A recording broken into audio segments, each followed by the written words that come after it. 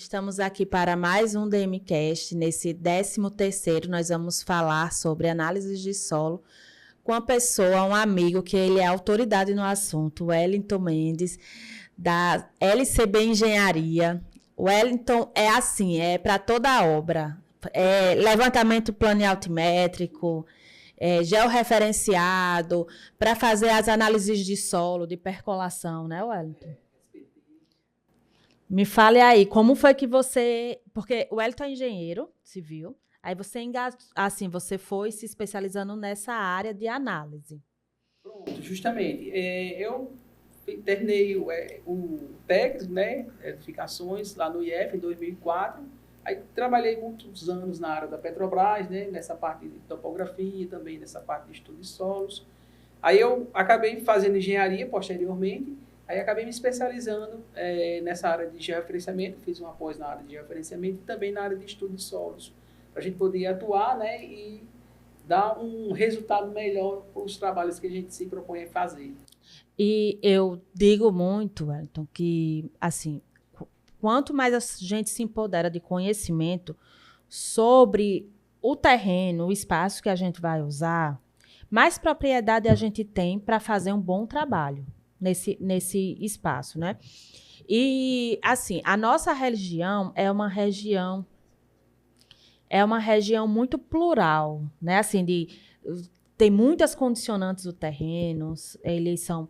A gente estava conversando agora, assim, eu pego um lote, faço um ensaio nesse lote, quando eu for fazer a análise do vizinho, dá totalmente diferente. Isso ocorre muito porque, assim, muitas das vezes a gente vê a camada superficial dos solos, mas a partir de baixo do solo a gente só tem condições de dizer, né, através do ensaio SPT, que ele consegue ver cada camada de metro em metro, e também outros ensaios, como, por exemplo, CBR, limite de liquidez, limite de plasticidade, dependendo também do ensaio de percolação. Então, assim, são vários ensaios de solos que a gente consegue identificar e caracterizar cada tipo de solo, né? E muitas das vezes, por exemplo, às vezes uma pessoa vai ter um investimento de uma residência mesmo, por exemplo, que o valor é 500 mil, 1 milhão, dependendo do tamanho da casa. E, às vezes, as pessoas não dão esse devido investimento ou não têm o devido cuidado de fazer esses estudos de solos. E, às vezes, né, dependendo, cada caso é um caso, né, às vezes isso aí vai acabar destruindo, né, de certa forma, toda a estrutura, todo o investimento.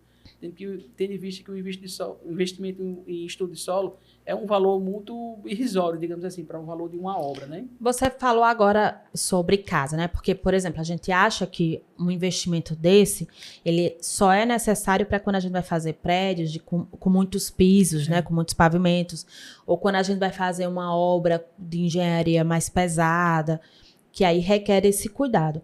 Mas, assim, quando a gente vai fazer um investimento de uma casa, que é onde a gente vai morar, onde os filhos vão ficar, ele requer esse cuidado, né? E, assim, ele colabora para os projetos seguintes, os projetos complementares. Eu queria que você falasse sobre. Pronto, justamente, você expressou muito bem. Com os estudos de solos, eles são tão importantes quanto os projetos.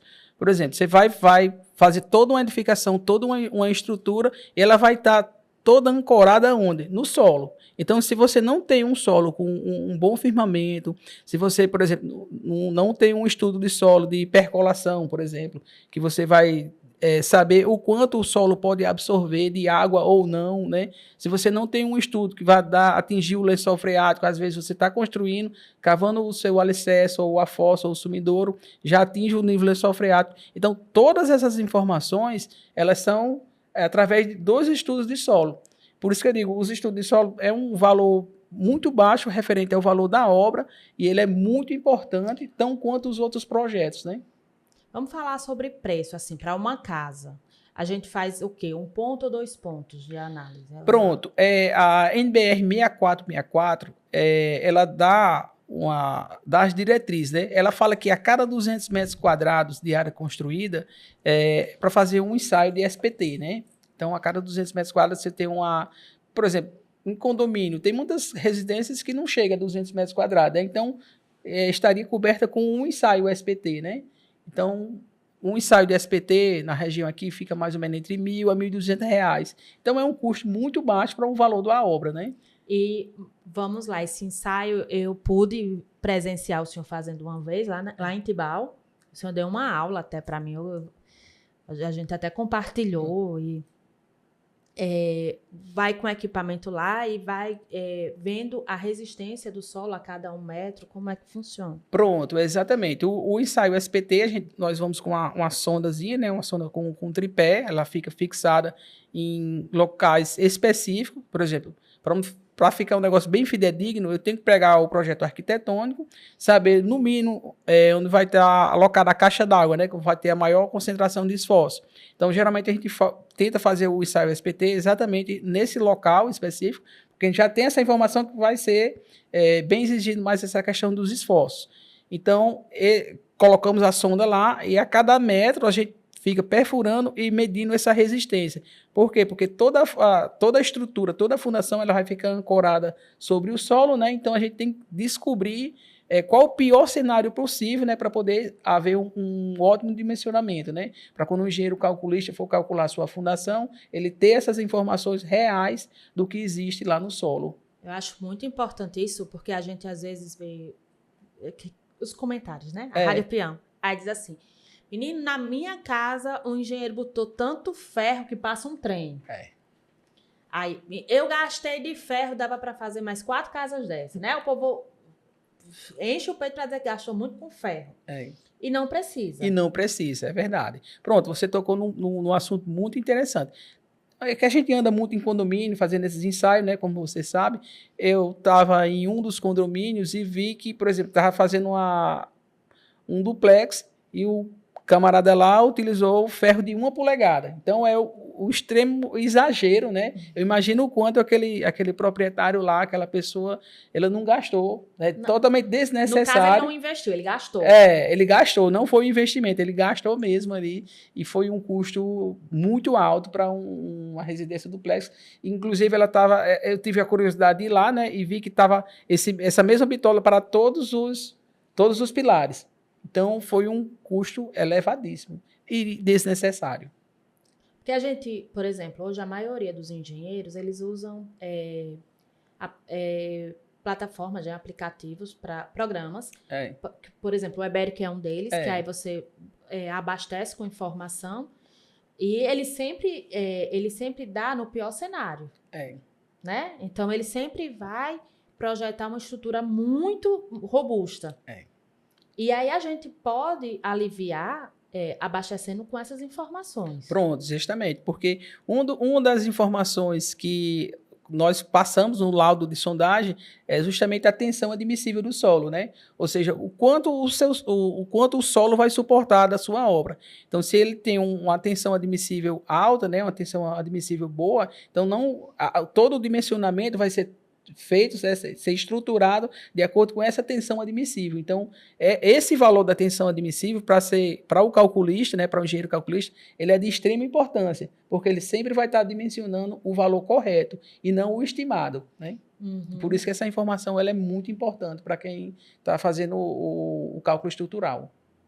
Aí, eu vejo também muitos problemas, porque Mossoró é uma cidade que ela tem um terreno predominantemente argiloso e ele trabalha muito, né? Então, assim, a gente tem uma estação muito seca, que ninguém vê chuva, aí, do nada, né? Nem assim, é no mês de julho que chove. Não, do nada.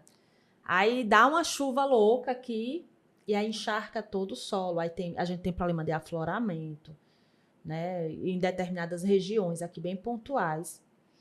E aí eu queria que você falasse também sobre isso, porque assim, a gente às vezes acha que os terrenos são iguais e aí, esse bairro não tem saneamento básico, então eu vou fazer fossa e sumidouro, e nem sempre é indicado a profundidade, tudo.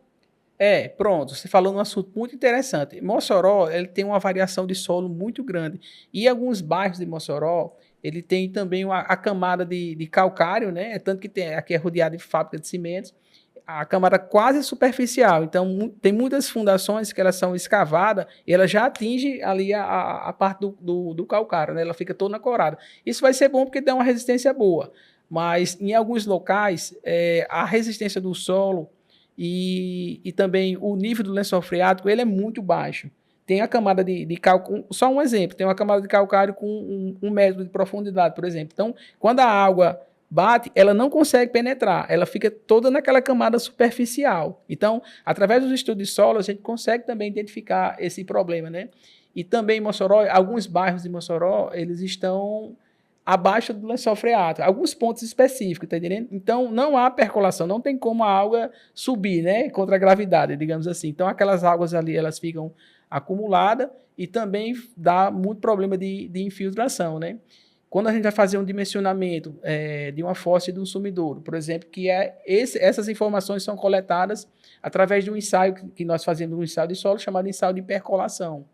Então, quando não há esse ensaio... Explica essa percolação. Percolação é a capacidade do solo... A percolação é a capacidade que o solo tem de absorver, né? Por exemplo, nós temos um solo com um teor de argila muito alto, então ele vai ter uma dificuldade enorme, né, da água percorrer sobre o solo. Então, quando tem essas características, isso é muito ruim para o construtor. Por exemplo, às vezes o cara constrói uma casa com 3 meses, está lá, fossa e sumidouro cheio, tá entendendo? Por que ocorreu isso? Porque exatamente houve esse tipo de problema. O lençol freático estava baixo, o teor de argila do solo estava muito alto, a água não consegue percolar, então aí vem todo aquele transtorno, né? Inclusive tem até alguns condomínios de Mossoró, que Mossoró não é todo saneado, né? Que insistem em fazer fossa e sumidouro e estão tendo todo esse problema, todo esse transtorno em função disso aí.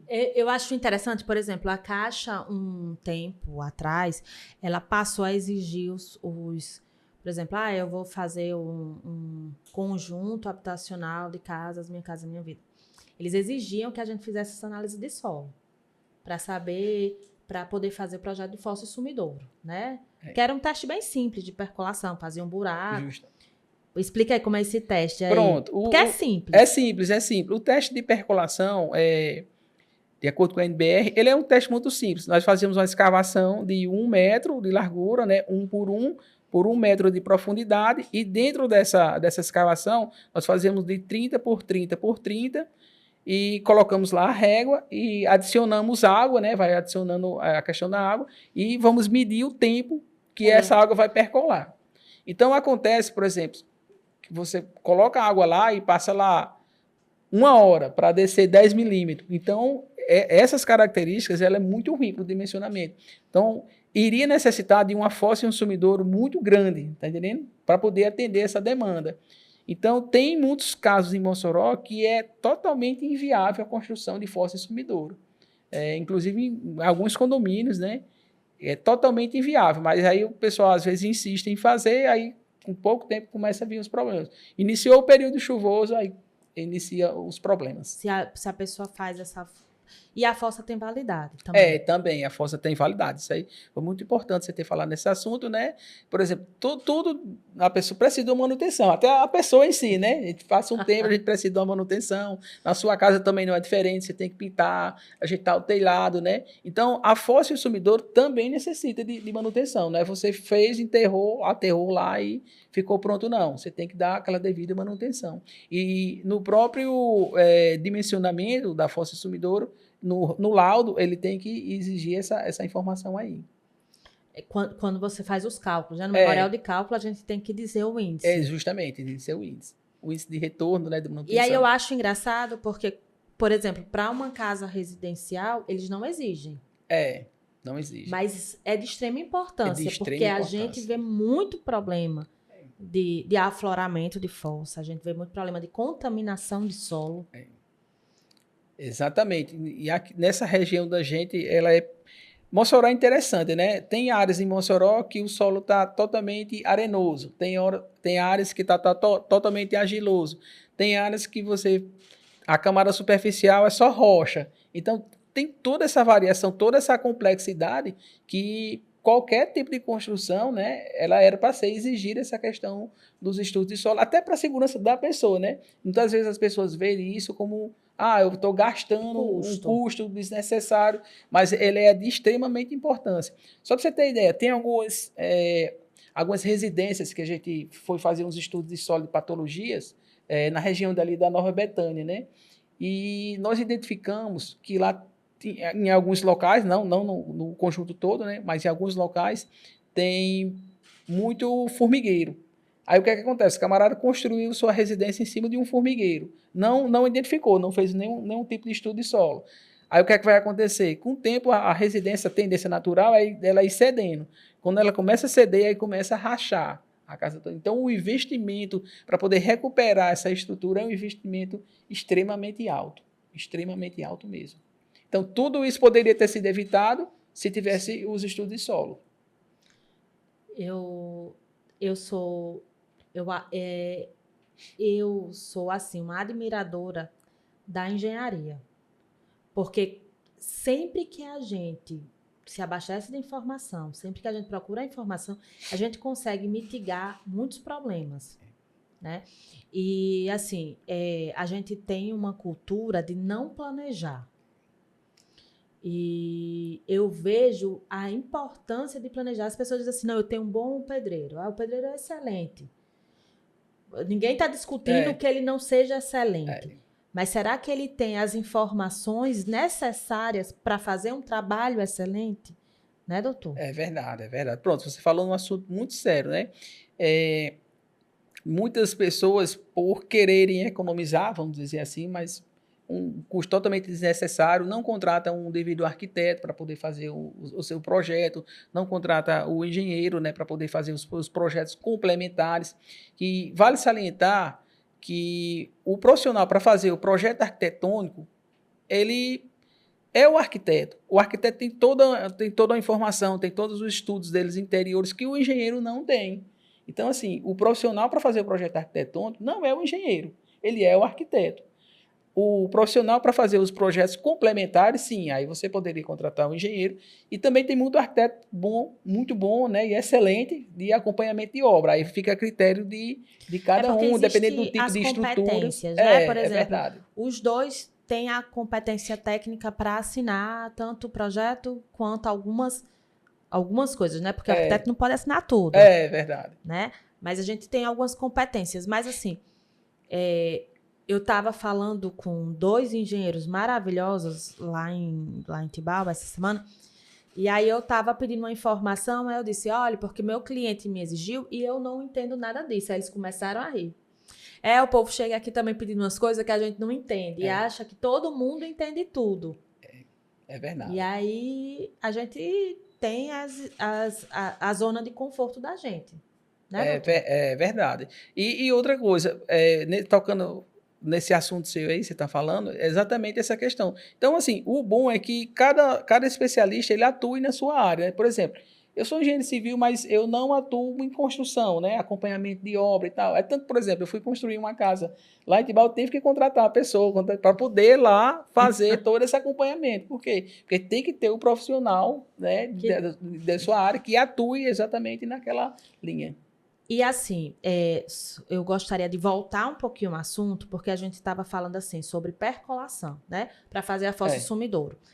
E aí, por exemplo, em Tibau, que é uma cidade litorânea, perto de muita praia, a gente não tem problema com percolação, mas a gente tem problema com lençol freático. Pronto. Né? Então, são as... então percola tá bom. Não é, né? Não é assim. Até mesmo, por exemplo, Tibau, né? Tibau alguns casos específicos, Tibau e algumas regiões litorâneas aqui da gente, porque a percolação é perfeita, tem um índice de percolação excelente, porque não tem argila, né? O solo arenoso. O solo é extremamente arenoso, a água bateu, ela infiltra.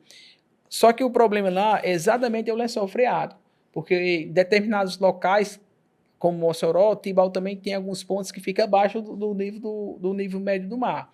Então, isso ocorre que o nível do lençol freático fica muito baixo. Tem locais de Tibau que você com 30 centímetros, 40 centímetros, 50, você já atinge o lençol freático. Aí você imagina no seu cenário, você construir uma fossa e um sumidouro com essas características.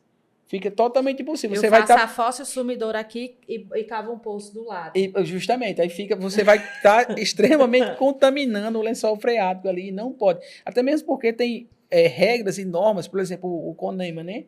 Ele rege algumas diretrizes nas suas normativas que ele não permite você construir fossa e sumidouro com nível de lençol freático, por exemplo, abaixo de 3 metros, ou aliás, acima de 3 metros. Por quê? Porque ele dá uma distância entre o fundo do sumidouro até o nível de lençol freático de 1,5 metro. Aí você não consegue fazer um sumidouro com menos de 1,5 metro. Então, você tem essa diferença aí de 3 metros. Então, quando o nível de lençol freático ele está abaixo disso, então não é totalmente inviável. Vamos falar um pouquinho mais de fossa e sumidouro, porque eu acho um assunto muito interessante. Já vi várias obras, o senhor também já deve ter visto, que a pessoa exclui a fossa e faz uma grande bacia de sumidouro. E aí isso traz um índice de contaminação pesadíssimo, né? É verdade, porque eles são interligados, né? Fossa e sumidouros, vamos numa linguagem bem mais simples, eles são interligados, porém são separados. São duas estruturas totalmente independentes uma da outra. Que vai promover a volta dessa água para o lençol freático, justamente. A fossa, por exemplo, ela tem que ser, entre aspas, blindada, né? Ela é rebocada, vedada, ela é adicionada, o pessoal já tem que encher ela com água. Por quê? Porque o transbordo da fossa é que ela vai para o sumidouro. Aí o sumidouro é que vai dar o destino final, né? Então, por isso que ele não é permitido que eles estejam interligados um com o outro. Ou fazer apenas uma fossa pensando que já você fez a fossa e o sumidouro. Geralmente o que é que o pessoal fala? Não, vou fazer uma fossa aqui, faço uns furinhos aqui de lado, então já só tem um custo, né? A pessoa só vê essa questão de custo. 2 em 1, né?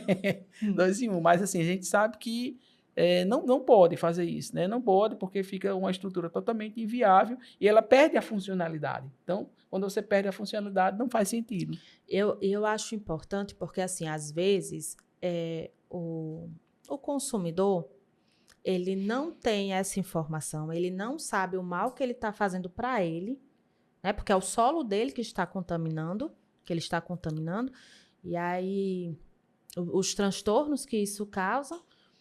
E aí eu não estou falando mal do pedreiro, mas o pedreiro que era muito bom vai causar uma grande dor de cabeça também. É verdade, gente. O ideal que você está sonhando, o que é a casa é um sonho, né? Toda pessoa sonha na sua casa própria, né? Um dia, se você mora de aluguel, você mora nas casas dos seus pais, todo mundo pensa, imagina um sonho de uma casa para a pessoa morar o resto da sua vida. Então, assim, quando você pensa em construir sua casa, você está construindo o seu sonho, você vai construir a sua vida. Então, tem toda uma estrutura, né? Todo um estudo que a pessoa tem que investir para poder que tudo saia correto, né? Tudo saia perfeito. E também tem uns profissionais envolvidos, né? Tem o arquiteto, tem o engenheiro, aí tem o mestre de obra, tem o engenheiro de projeto, tem o engenheiro de projeto. Então, assim, tem todos esses profissionais que estão envolvidos, que são de extrema importância, né? Eles são extremamente necessários, né? Para que a sua obra, a sua casa, do seu sonho da sua vida, saia perfeito, né? Então, tem que haver toda essa questão desse investimento e tem que as pessoas se conscientizarem que isso é importante. Isso não é um gasto. É um investimento extremamente importante. Aqui que é obrigatório, quase todos os condomínios, eu acho que aqui em Mossoró só um condomínio não exige o levantamento planialtimétrico. E aí as pessoas passaram a pagar. Era obrigatório, as pessoas passaram a pagar. E eu vejo o quanto ele é importante, até na questão de aterro, da gente já prever aterro, o corte de terreno. Né? Às vezes você antecipa uma briga com o vizinho, porque tem casas que o povo bota tanto aterro que dá 2 casas, um muro no vizinho atrás. Fica muito alto em relação à calçada. Isso, muito alto em relação à calçada. Então, assim, essa exigência, né, que os condomínios estão fazendo, eu também acho extremamente interessante. Por quê? Porque o projeto o projeto topográfico, o levantamento topográfico, ele vai dar todas as diretrizes para que tanto o arquiteto como o engenheiro, né, ele vá fazer o seu projeto de acordo com aquela cota. Por quê? Tem a questão de acessibilidade, né? Você não pode colocar um aterro, eu vou deixar a minha casa mais alta do que a do meu vizinho. Então, não pode por quê? Porque também tem essa questão da acessibilidade, tem essa questão do respeito, né? Tem a questão do limite, das regras. Então, todo esse conjunto de regras, ela tem que ser seguida, né? Tem que ser seguida a risco. E os condomínios, realmente, a maioria dos condomínios estão trabalhando muito coerente, estão batendo bem em cima com relação a isso aí, e isso tem sido muito bom. Porque você vai no condomínio, né? Por exemplo, você vê um cadeirante, ele consegue andar em todas as calçadas ali. Por quê? Porque a cota que foi projetada foi executada de acordo com o projeto, com o levantamento topográfico, né? Respeitando as entradas dos automóveis, as entradas de pedestre. Então, tudo isso aí é feito por quê? Porque tem a questão do estudo topográfico envolvido por trás disso para poder dar esse resultado, para que o engenheiro e o arquiteto venham trabalhar da melhor forma possível. Eu sou, mais uma vez, fã dos recursos da engenharia. Tenho visto muitos clientes meus preocupados com essas análises de solo. Eu vejo isso gerando, essa preocupação, ela gera mais aonde tem mais problemas. Né? Por exemplo, tem condomínios aqui que tem um solo que não dá problema. Tem um aqui que não dá. Aí aquelas pessoas dizem, não, esse daqui, o meu vizinho construiu, deu certo, o outro construiu, deu certo, o de lá deu certo, o meu vai dar. Aí às vezes estoura no que, todos deram, mas o meu não deu. Né? Você tirou a sorte. Mas tem outros que, assim, o vizinho não deu certo, o vizinho... Aí a pessoa já se preocupa, né? Em fazer. É verdade, já fica uma conscientização coletiva, digamos assim, né? Devido porque, não, meu vizinho deu problema, a probabilidade, dos outros. A probabilidade de dar problema no meu é muito grande. Por exemplo, teve um condomínio que nós fomos lá, né? Fizemos a identificação, já estava... Tem um problema muito grande lá, e teve uma pessoa lá que estava querendo construir uma casa subterrânea, né? Uma garagem subterrânea. Aí ele queria entrar nesse assunto. Aí ele procurou a gente, nós fizemos estudo de solos, né? Fiz o laudo, passei para ele, fiz a recomendação, né? Para ele não fazer esse tipo de obra lá, porque ele ia ter, com certeza ele ia ter o problema. Assim, e ele entendeu, né, nos atendeu, chamou a esposa dele, a gente conversou bastante sobre o assunto, eu mostrei algumas fotos de alguns trabalhos que a gente já havia feito, e eles entenderam e não fizeram, eles mudaram o projeto deles. Então, assim, tem muitas pessoas que já estão se conscientizando, né? Pronto, porque, por exemplo, quando eu tenho uma garagem subterrânea, no dia que chover, eu vou ter que escoar essa água. Né? Exatamente. Por exemplo, tem num condomínio aqui de Mossoró que tem um nível lençol-freático muito baixo que eu digo 30 centímetros, 50 centímetros, e que lá tem uma garagem subterrânea. Então, o que é que acontece? Tem tanta água lá acumulada que a parede da garagem subterrânea ela é todo tempo com lodo, escorrendo, tá entendendo? Então, assim, cria um odor, cria um mal-estar. Assim, quando o nível lençol freático tá raso, né? Do jeito que eu tô falando aqui, explicando para vocês, o que é que acontece? Tudo que é usado na fossa, sumidouro, água de chuva, água de banho, fica tudo contaminado ali. Então, essa água, ela fica todo tempo percolando, né? Sobre as paredes, sobre a água, a estrutura. Então, ela vai comprometer a estrutura, vai comprometer... todo ano a pessoa vai, não, eu vou raspar, fazer aquela raspagem, né? Quando é no próximo ano, há esse problema novo, esse problema é chamado de saponificação, tem esse problema, é um problema grave, né? tem muito na Mossoró, nossa região. Tem muito mesmo, bastante.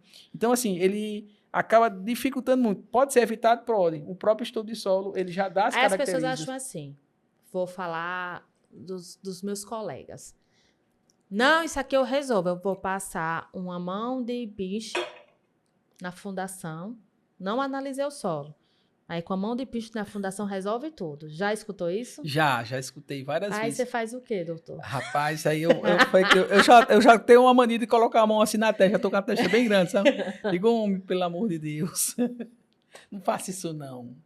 Mas, assim, infelizmente, eu já até presenciei, por exemplo, num condomínio, né? A gente estava fazendo esse trabalho, ia fazer os estudos de solo, aí teve um colega, né? Um engenheiro, que fez, não, rapaz, isso aqui não vai encher nunca.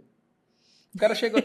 Aí, resumindo, o cara acreditou nele, não contratou os estudos de solo, né? Isso aqui é um caso real mesmo, que aconteceu mesmo. A gente não pode citar nome e tudo, mas, assim, foi um caso que aconteceu, infelizmente... aconteceu esse problema, aí foi que ocorreu. Começou esse período chuvoso, inclusive isso foi no ano passado, né? Não fez o estudo, construiu a casa, inaugurou a casa, e foi mesmo esse período chuvoso desse ano, né? Eu tava lá em casa, o telefone tocou, aí o cliente já ligou para ir lá, eu fui lá. Aí assim, aí ficou falando mal do outro profissional, né? E ficou todo aquele constrangimento. Mas aí ficou ele e a esposa dele discutindo. Foi um clima bem chato mesmo. Mas eu digo, cara, agora, infelizmente, não tem mais o que fazer. Não vou nem fazer o estudo de solo, porque eu sei o resultado. A gente já tá vendo o resultado. Não tem como dar o estudo de solo. Assim, aí ficou um problema. O cara fez um investimento lá de aproximadamente R$800 mil. Uma casa muito boa, um duplex. Mas, assim, tá com esse problema lá agora. E, infelizmente, depois que faz, não tem solução, né? Vai derrubar a casa e vai tudo de novo. Em Tibau, vamos falar em Tibau, porque aqui eu já vi aqui o pessoal fazendo uma opção por vala de infiltração, funciona? Pronto, vala de infiltração, ela funciona quando o nível do lençol freático não é baixo. Quando o nível do lençol freático for muito baixo, ela não funciona. Por exemplo, você vai construir uma vala de infiltração com 50 centímetros de profundidade. Se o seu lençol freático está com 1 metro de profundidade, por exemplo, não posso. Vai virar um poço lá, não vai funcionar de jeito nenhum. Ela funciona assim, se o nível do lençol freático, por exemplo, você tem um teor de argila muito alto, o lençol freático está ali a 1,5 metro, 2 metros de profundidade. Aí, beleza, você faz o dimensionamento e ainda dá para fazer. Sabendo que ainda vai haver contaminação, né? Mas, assim, as regras, né, as diretrizes, as normas, ela até aceita, tá entendendo? Apesar de eu ser contra, mas, infelizmente, as regras não aceitam. Então, vala de infiltração, ela funciona, sua opinião, né? Porque você é contra. Hein? Porque você é contra. Porque o que acontece? Porque quando você dá uma segurança de 1 metro, 1,5 metro de profundidade do fundo da vala para o nível do lençol freático, então é uma distância muito curta, tá entendendo? Então, quando essa água for percolar, ela vai atingir o nível do lençol freático rapidinho e vai contaminar o nível do lençol freático. Sim. Então, por isso que eu sou contra. Mas, infelizmente, a gente tem que obedecer às diretrizes, né, e às normas. Uhum. Aí... para Tibau, eu vi muita gente sugerindo ETE, mas poucas comprando. Todas as casas lá, fossa e sumidouro de frente para o mar, né? Tem o nível lençol freático, tem até algumas residências que ficam bem próximas do mar mesmo e eles ainda estão utilizando fossa e sumidouro, né? Tem umas ETEzinhas compactas para residências que tem um custo mais ou menos assim, entre 4 mil a 10 mil reais. Aí o cara diz, é um investimento muito alto, sei o quê. Não é alto não. É um investimento que dá para você fazer, dá para atender, não vai contaminar o lençol freático, né? Você vai ter um funcionamento bem mais eficiente. Então, assim, é um investimento. Né? É um investimento. Lá para Tibau, eu sou bastante apto a aceitar, a colocar uma ETE, né? Por exemplo, você vai construir um condomínio, já vejo o custo previsto de um ETE para poder fazer esse tratamento, não lançar diretamente no lençol freático, não contaminar. Por quê? Porque isso aí é toda uma questão ambiental, né, que está envolvido com relação a isso aí. Saúde, então, né?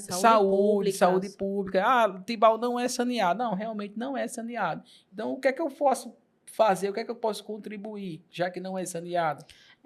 A gente está colocando o Tibau porque é a nossa praia, né? Mas, por exemplo, os outros municípios também não são. Grossos, Areia Branca, que são com praias próximas, né? Praias próximas também não são. Não são. Mossoró não é toda saneada. Mossoró qual o percentual disso? Mossoró, a última vez que eu tinha olhado, ele estava na faixa de 45%, saneado, que é muito baixo, muito baixo. Pouco índice. Pronto, Areia Branca, né? Areia Branca e Macau. Areia Branca, Macau e Porto do Mangue, né? Que são cidades bem litorâneas. Elas têm um problema muito grave. Por exemplo, Macau ela é quase toda abaixo do nível do lençol freático, a cidade inteira.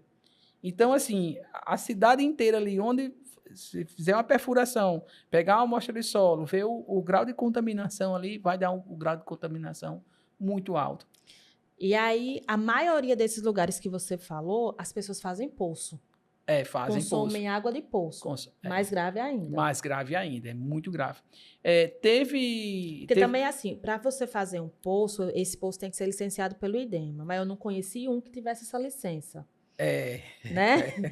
Assim, dos meus amigos, nenhum tem licença. Então, a gente trabalhar com a realidade em local.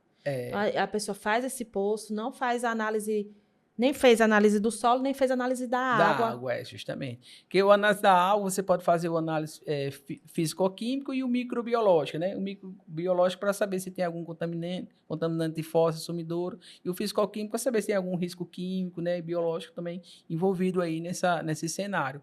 E geralmente as pessoas não fazem, né? Não fazem e utilizam essa água. Muitas vezes até consomem essa água, né? Isso. E acaba tendo muito problema de saúde. Às vezes a pessoa não sabe nem onde é a origem, mas às vezes a origem está exatamente nesse consumo aí dessa água que está contaminada. Então é um problema muito grave mesmo. Infelizmente, isso aí é a realidade. Geralmente o pessoal faz uma casa isolada, a rede da COSERN não chega lá, né, para poder alimentar. Ele faz aquele poço ali e acaba consumindo aquela água. Então a gente pode dizer assim que nem porque a gente acha que os problemas é só aquele que a gente está vendo, né? Aquele esgoto que a gente vê, a gente realmente entende, identifica um problema ali. Mas a gente tem um problema que a gente não está vendo. Exatamente. E que a gente está sendo responsável por ele, que a gente está causando. É verdade. Isso aí é uma grande realidade, né? Não tem como fugir dessa diretriz, principalmente as cidades litorâneas, né? Como a gente já havia falado, que tem esse problema, é um problema muito grave e que está sempre acontecendo, né? Não tem fiscalização também dos órgãos. Aí esse problema sempre está persistindo. E o IDEMA, eu achava assim, eles fiscalizam mais condomínios, né? Casas, eles nem... E eles, assim, e o IDEMA, ele fiscaliza mais o condomínio quando é dado a entrada do licenciamento, né? Quando não é dada a entrada, eles não são nem comunicados, aí já faz a construção irregular, loteamento irregular, e ele não é nem consultado, né? Outro problema que a gente estava conversando é que a maioria dessas cidades que são as nossas praias litorâneas, elas não têm fiscalização dessa parte de obra, né? Elas não têm. Eles não têm plano diretor, o plano diretor é defasado, não tem essas fiscalizações, o que contribui ainda mais para essas construções irregulares. Esse é um dos problemas muito sérios. Então, às vezes tem município que às vezes não tem a secretaria de obra, não tem uma secretaria de meio ambiente, que por exemplo, essas cidades litorâneas, todas elas eram para ter uma secretaria de meio ambiente, para poder dar toda essa questão, essa assistência, todas essas diretrizes, né, para poder, quando for fazer uma construção, ter o seu devido licenciamento, né, para poder construir dentro das diretrizes, dentro das normas específicas. Mas então, vamos só recapitulando. Saindo um pouquinho dessa parte de fossa e sumidouro, a análise do solo, esses testes para ver a dureza, eles são extremamente importantes. Qual é o momento que eu devo fazer e qual o período do mês? Porque você disse assim, se eu vou fazer uma análise do solo hoje e eu fizer num período chuvoso, hoje que está seco. Se eu fizer num período chuvoso, eu posso obter resultados diferentes. Exatamente. Pronto. O ideal é que... Porque, às vezes, a pessoa não quer construir e não quer esperar, né? Não tem um devido planejamento. Mas o ideal é que seja feito, no mínimo, 2 ensaios de percolação. Um no período de seca e um no pior cenário possível, né? Por exemplo, o período de chuva aqui inicia mais ou menos ali em fevereiro, março, né? Claro que, às vezes, foge um pouquinho da regra. Mas, digamos que inicia ali em fevereiro, vai até ali a maio, junho. Então, quando houver a maior índice de concentração de chuva, seria... O ponto ideal é justamente para fazer esse ensaio. E posteriormente, no período de seca, ali, né? Mais ou menos ali no mês de dezembro, ali em janeiro, já fazer outro ensaio desse também. Aí teríamos o valor real para poder ter o dimensionamento bem específico. Agora, se o cara só consegue fazer um ensaio desse, então faça no período aí, no pior cenário possível. No pior cenário. Que dá uma margem de segurança melhor, né? E fica bem mais eficiente, digamos assim, o resultado. Uhum. E vendo a questão, sempre fazendo a correlação com a área, né? Por exemplo, se eu for fazer uma casa até 200 metros quadrados, um ponto. Justamente. E nas variações a gente vai acrescentando esses pontos. Vai acrescentando esses pontos. Justamente a NBR 6484, né? Ela dá esse estudo, esse dimensionamento, que fala exatamente isso que você falou. E o ideal é entregar o projeto arquitetônico para você ver o melhor lugar do ponto. Pronto, exatamente. Quando a pessoa pensar em fazer sua construção, contratou o seu arquiteto, né? fez o seu projeto arquitetônico, aí passa esse projeto arquitetônico para a gente poder identificar o pior cenário possível, entre aspas, né, onde vai ter a maior concentração de esforços para que nós venhamos a dimensionar ou realizar o estudo exatamente nesse ponto. E na percolação também, a gente já faz um lugar onde vai ser a fossa. Pronto, e da percolação da mesma forma. E se você for construir uma obra um pouco maior, né, por exemplo, uma clínica, uma indústria, alguma coisa, tem outros ensaios que são extremamente necessários também, que é necessário também para uma residência, mas às vezes pela questão de custo as pessoas acabam não fazendo, como por exemplo o limite de liquidez, limite de plasticidade, que são ensaios complementares para dar as características melhores na sua construção. O nosso solo é bem plástico, né? Isso é bom ou é ruim explicar? Ele é bom em algumas situações e ruim em outras, né? Por exemplo, na percolação ele se torna ruim, porque ele impede que a água, os grãos, quando ele tem como nós falamos de solo argiloso, os grãos eles são muito mais fininhos, todos unidos um no outro. Então, a água vai bater, vai ter uma dificuldade muito grande de percorrer. E para isso ele se torna ruim, né? Mas assim, na maioria das vezes, às vezes ele tem uma resistência maior do que um solo arenoso, né? Então vai ter sempre essa mesclagem. E aí a gente sai daquele mito, lembra aquele mito que Mossoró não podia ter prédio de mais de 7 andares? Que o solo não permitia? O solo não permitia. Geralmente tem esse mito. E alguns trechos, alguns bairros em Mossoró, como por exemplo, quando você vai para Governador ali, né? Tem aqueles... Sim, que fica Sumaré. Não, Sumaré não, é o... Nova Mossoró, Bela Vista. Ixi, agora eu esqueci o nome. Itapetinga, né? Itapetinga. Cidade Oeste, pronto, Cidade Oeste, Itapetinga. Ali tem uns problemas específicos. Qual é?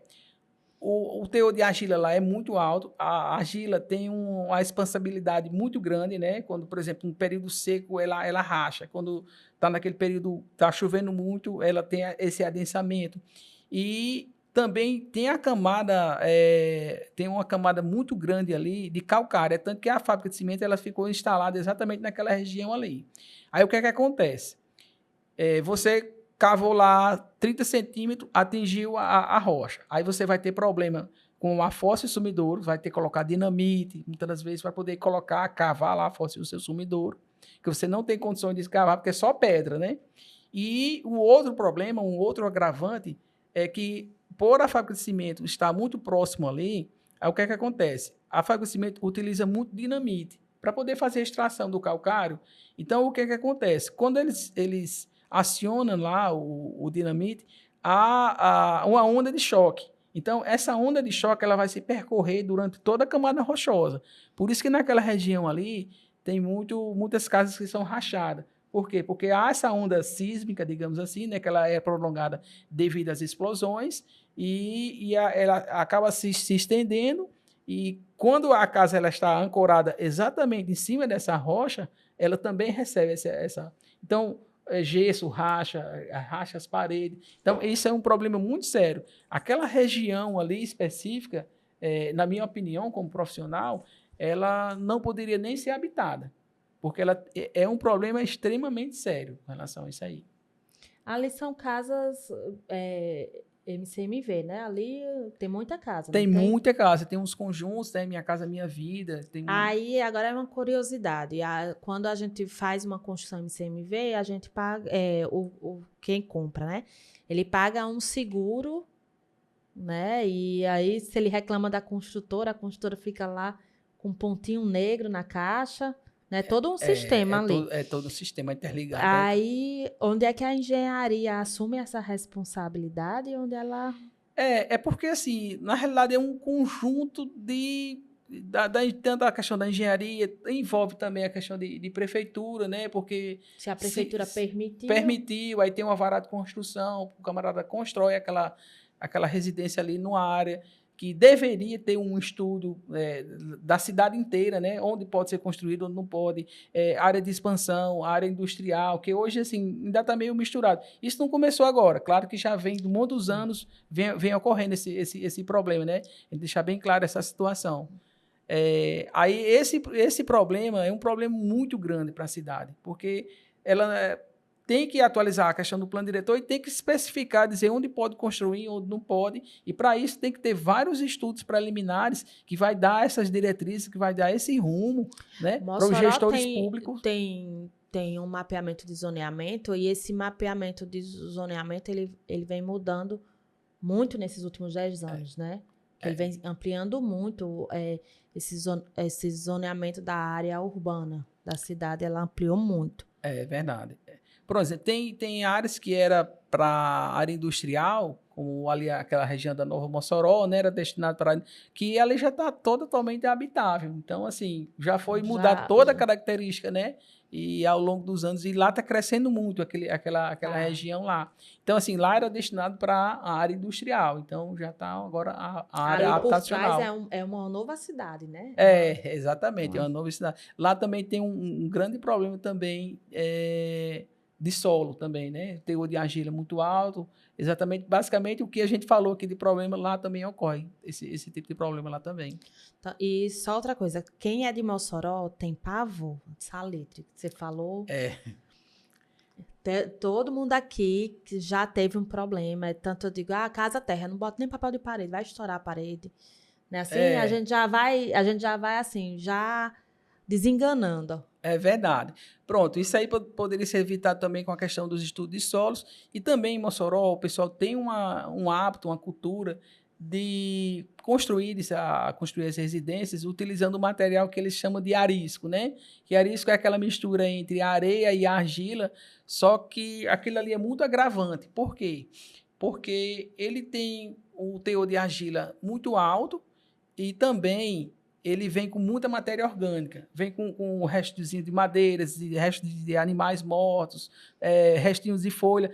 A pessoa olhando assim, às vezes até nem vê, mas microscopicamente a gente consegue identificar. Tem uns que já fica peneirando, né? Tem uns que peneiram, mas ela passa na peneira, viu? Ela passa. Aquilo ali não evita, não. Aí, eu tô dizendo assim, que quando você olha a peneira, você vê um mundo, assim, você já vê uma história. É verdade. Vixe, essa daqui veio do mar, né? É verdade. Aí o que acontece? Constrói essas casas utilizando esse arisco, né? Vamos dizer assim. E com o tempo, esse animalzinho, essa madeira, ela vai apodrecer e vai causar esse processo de saponificação. Então, assim, ele é um problema muito grave, e como é que ele pode ser evitado? Através de estudos, né? Utilização não de arisco, mas de utilizar areia, utilizar aditivos, né? Ou seja, procurar um profissional que vai dar todas as diretrizes para que você venha construir sua residência para depois não venha ter esses problemas, né? Uhum. Wellington, foi muito obrigada pela sua disponibilidade dessa aula que você deu para a gente hoje. Eu estava dizendo até para os meninos que eu me sinto muito egoísta, porque eu chamo amigos e falo sobre o que eu gosto, sabe? E quando a gente está envolvido nessa coisa de projeto, e a gente se encanta por esse mundo, né? É verdade. Não, a gente está aqui à disposição, né?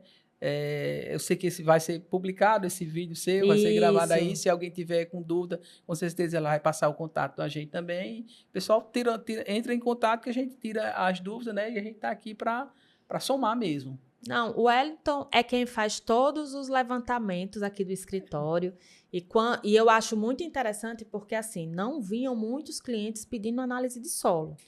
E foi uma coisa que eu notei esses últimos meses para cá. Esse ano, eu acho que você também tem feito mais análise esse ano, né? Esse ano cresceu bastante mesmo.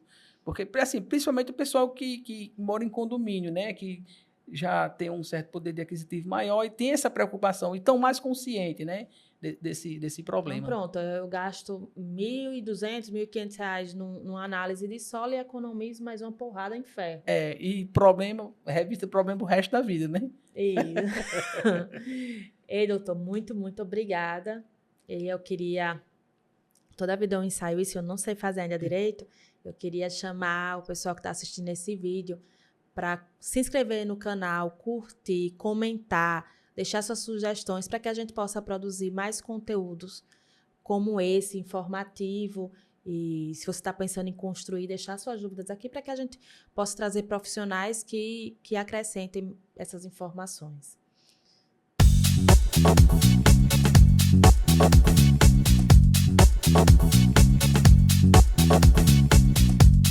Thank